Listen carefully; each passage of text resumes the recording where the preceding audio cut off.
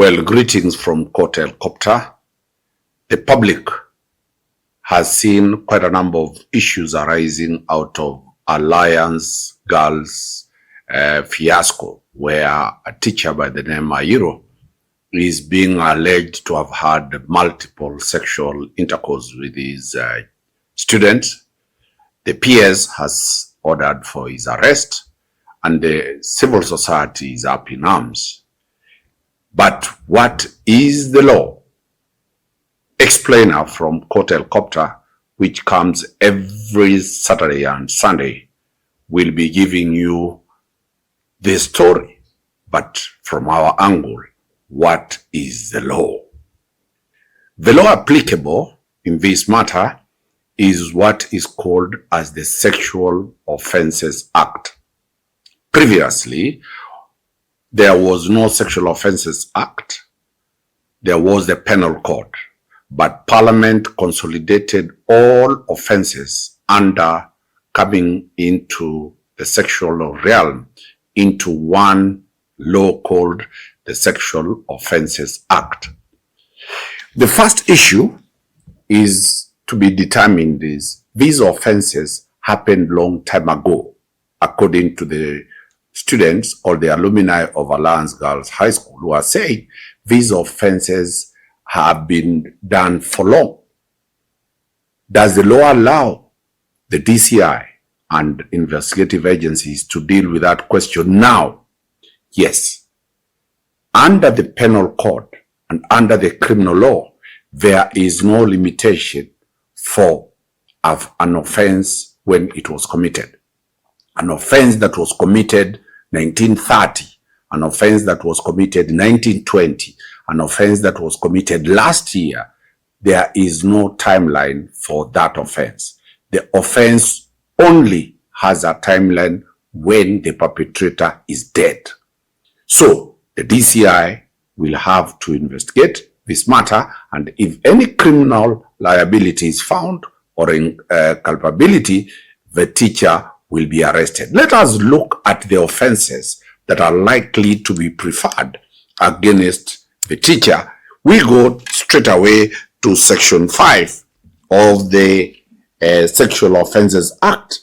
The first offense we have got to agree is that under Section 2, under the Article 260 of the Kenyan Constitution, a child is defined as somebody who is below the age of 18.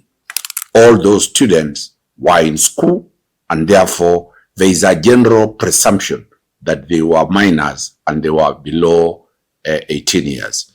Section 5 defines an offense called sexual assault, where the ingredients of that is unlawful penetration with the body of a person or by use of objects. If he's found guilty, the law provides that he'll be jailed for 10 years, a minimum of 10 years, and life imprisonment. The second offense that he is likely to be investigated and upon found is Section 6 of the Sexual Offences Act, where it is said, if one compels or induces indecent acts. What does the law provide for indecent act? Where an adult makes the child to do some things that the child does not want, which are more sexual. He will be jailed with a minimum of 5 years, a minimum imprisonment of 5 years, or life imprisonment. Section 7 provides for an offense which is unlawful rape or indecent acts with a view of a family. So if he touched the breasts of these girls, if he touched the private parts of these girls, he will face a minimum of 10 years imprisonment. Section 8 defines what an offense called defilement. Defilement is sexual penetration with a minor. Mark it very clearly. Section 8 defines the offense of defilement, which is penetration. 1. For a child aged 11 years and below, he will be jailed for life. For a child aged between 12 years and 15 years, he will be imprisoned for a period not less than 20 years. For a child aged between 16 to 18, he will be imprisoned for a period not less than 15 years. Remember, in the Supreme Court of the case of Murwatetu, the courts put it very clearly that the mandatory sentences provided for in sexual offenses cannot be reduced. So the minimum sentences are imposed for children as found in Section 8 of the Sexual Offences Act. Section 9, if he attempted, but he did not penetrate, that is attempted defilement, he will be jailed for 10 years, a minimum of 10 years. In Section 11, if he did any indecent act with a child, touching a child and other issues, for a child who is below 10 years, imprisonment for life. So that is the position. Section 12 provides for promotion of sexual offenses with a child. If he did any promotion for commercial purposes or for videography, for pornography, he will be jailed for 5 years or an imprisonment or a fine of Kenya shillings 500,000. Section 15 provides for what the law calls child prostitution. If this teacher went with these children and did prostitution with those children, he will be imprisoned for a period not less than 10 years. Section 16 is child pornography. If he made material for the purpose of videos, for the purpose of transmitting those materials on his laptop or on his phone to sending to other people, if he did that, he'll be imprisoned for an imprisonment of not less than 6 years with a fine of at least Kenya shillings 500 years. If he repeated, he'll get an imprisonment of 7 years without an option of a fine. That is Section 16. Section 23 of the Sexual Offences Act deals with the question of sexual harassment. Did he harass these children? Did he in any manner expose these children to being uncomfortable? That is what you call sexual harassment. If he's found with that, he will be imprisoned with a minimum of 3 years plus a fine of Kenya shillings 100,000 or both. Section 24 deals with the sexual offenses relating to position of authority and persons in position of trust. Section 24 is very, very critical in this matter. Anybody in authority over a child, authority over a woman, authority over a boy child. A teacher has authority over the students. A magistrate has authority over the litigants. A police officer has authority over the inmates that he has been arrested. A priest, a religious leader has authority over the people he is administering, the congregation. Therefore, if he had authority as this teacher, who was given the authority by the Teacher Service Commission over his children, and he made sexual advances by virtue of his authority, then that person, the teacher, will be jailed for a minimum of not less than 10 years.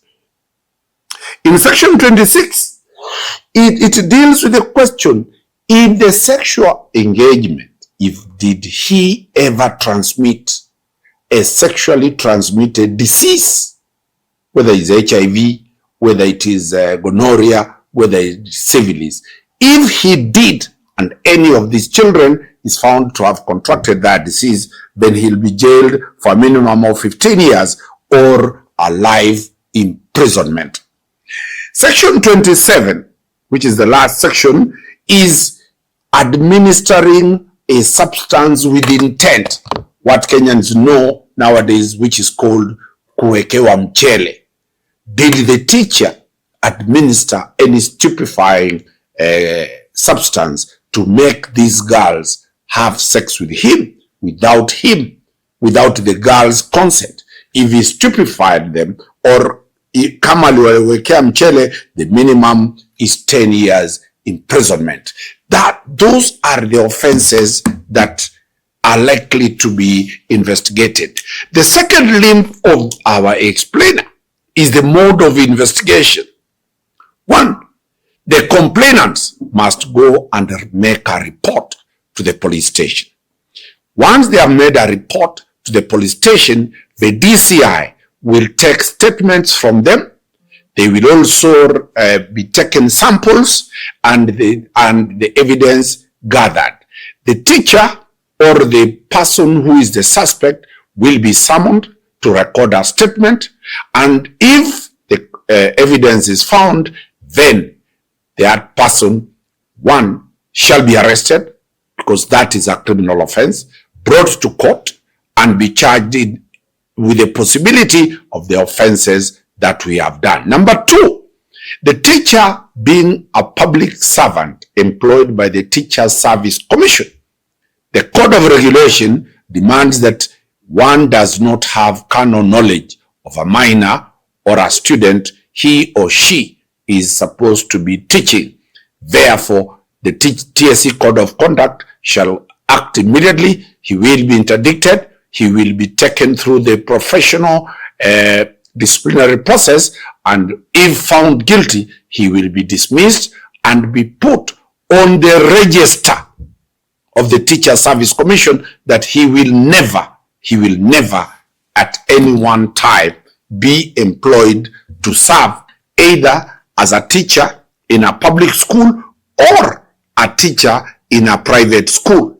Lastly, if one is convicted of any sexual offense in this country, his name is put into a register.